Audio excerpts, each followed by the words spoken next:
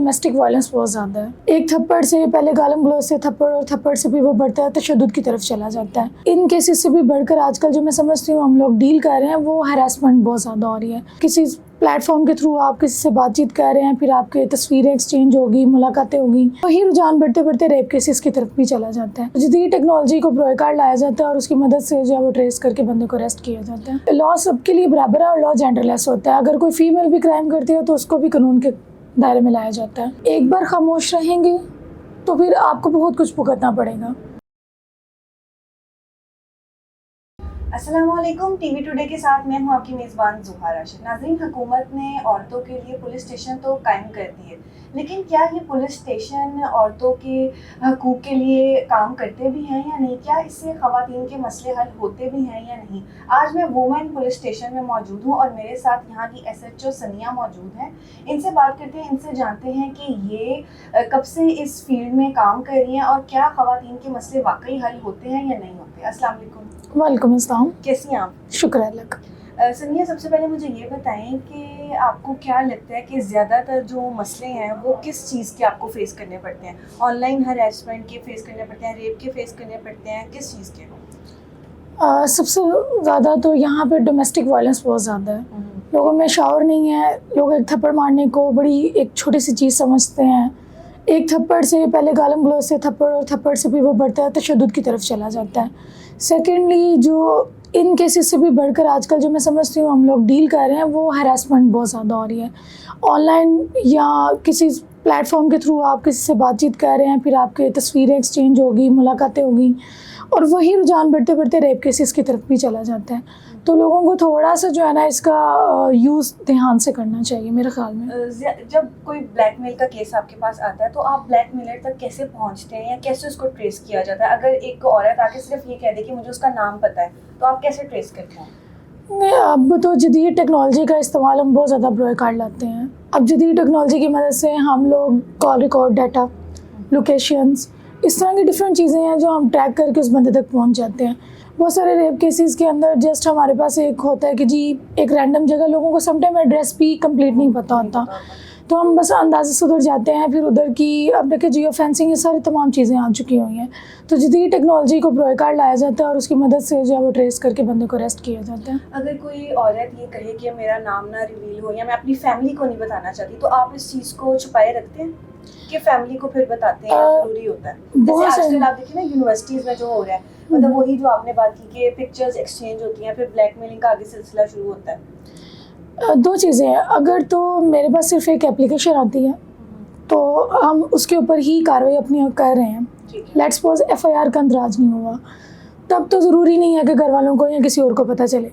अगर एक FIR का अंदराज हो चुका है, मैं सोसाइटी की बात नहीं करूँगी, लेकिन फैमिली को लाजमी इसलिए पता होगा क्योंकि उसने शामिल तफ्तीश होना है। जब आप इंटेरोगेशन का हिस्सा बनेंगे तब ही केस को आगे जो है उसकी प्रोसीड किया जा सकता है, फाइंडिंग्स आएंगी। आपको कोर्ट भी जाना पड़ेगा, आपको मेडिकल भी करवाना पड़ेगा, आपसे एसोसिएट लोगों से भी इंक्वायरीज़ की जाती हैं ताकि जो हक़ाइक़ को सामने लाया जा सके। तो ये चीज़ें जब FIR का अंदराज हो जाता है तो फिर ये सारी चीज़ें अटैच करनी पड़ती हैं। ये इस तरह नहीं होता कि एक बंदे ने FIR करवाई और वो गायब हो गया। जब तक वो खुद शामिल नहीं होगा तफ्तीश का आगाज़ नहीं हो सकेगा। ठीक है, मुझे ये बताएं कि ख़वातीन का इसमें कितना किरदार है? मतलब आप समझती हैं कि इसमें ख़वातीन का भी किरदार है या सिर्फ मर्द ही ऐसे करते हैं? नहीं, मेरे पास फ़र्स्ट ऑफ़ ऑल पूरे लाहौर की जुरिस्डिक्शन है, तो यहाँ पे सिर्फ फ़ीमेल के ख़िलाफ़ एप्लीकेशंस नहीं आती, फ़ीमेल टू फ़ीमेल। यहाँ पे मेल्स भी आते हैं जो फ़ीमेल के ख़िलाफ़ देते हैं। मतलब मेल भी आके कहते हैं कि मैं फ़ीमेल हरासा कर रही है। ये भी बहुत सारे केसेस में अगर है तो सुनाएं हमें। बिल्कुल। देखें, जैसे जॉब के अंदर एक बड़ी इन्होंने स्पेशल किस्म का लॉ बनाया है कि अगर जॉब के अंदर किसी को हरासा किया जा रहा है जॉब प्लेस के ऊपर, तो मैंने देखा कि यहाँ पे इवन कुछ एक मेरे पास आए हैं डॉक्टर, तो उनकी कोई सीनियर थी जो उन्हें बहुत ज़्यादा टॉर्चर किए जा रही थी मेंटली, और कभी उनकी ये रिपोर्ट, और वो काफ़ी ज़्यादा उनको परेशान किए हुए थी। तो हाँ बिल्कुल, मैं ये नहीं कहूँगी हरासमेंट का वर्ड सिर्फ फीमेल के लिए नहीं, यहाँ पे मेल्स भी हो रहे हैं, लेकिन एज़ कम्पेयर टू फीमेल कम है। ठीक है, तो फीमेल के लिए क्या, जो मेल के लिए सज़ाएं होती हैं वही फीमेल के लिए भी हैं? अगर कुछ ऐसा फीमेल करती है तो होता है ना किसी से बदला लेने के लिए, कुछ करने के लिए। बिल्कुल जी, लॉ सबके लिए बराबर है और लॉ जेंडरलेस होता है। अगर कोई फीमेल भी क्राइम करती है तो उसको भी कानून के दायरे में लाया जाता है।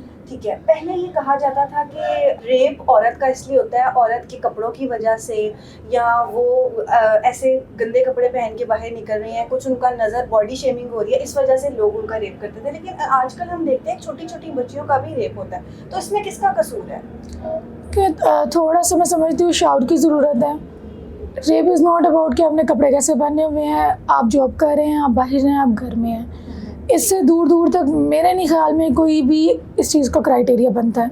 हाँ, बहुत सारी चीज़ों में ऐसे होता है, जो ज़्यादातर केसेस देखने में आते हैं वो वर्गलाल के शादी का झांसा देकर लेके जाते हैं। इट्स मीन कि आप थोड़ा सा कहीं ना कहीं जो है ना अपने ट्रैक से हटते हैं। मैं ख़वातीन को कहती हूँ कि आप अपनी इज़्ज़त को पहले खुद संभालें, उसके बाद आप आगे जाएं। अगर एक बंदा आपको वर्गला रहा है तो आप अपने किसी से भी गाइडेंस ले सकते हैं, अपनी फैमिली में, अपने डेयर वन, अपने कोई भी बंदा आपके नज़दीक हो सकता है।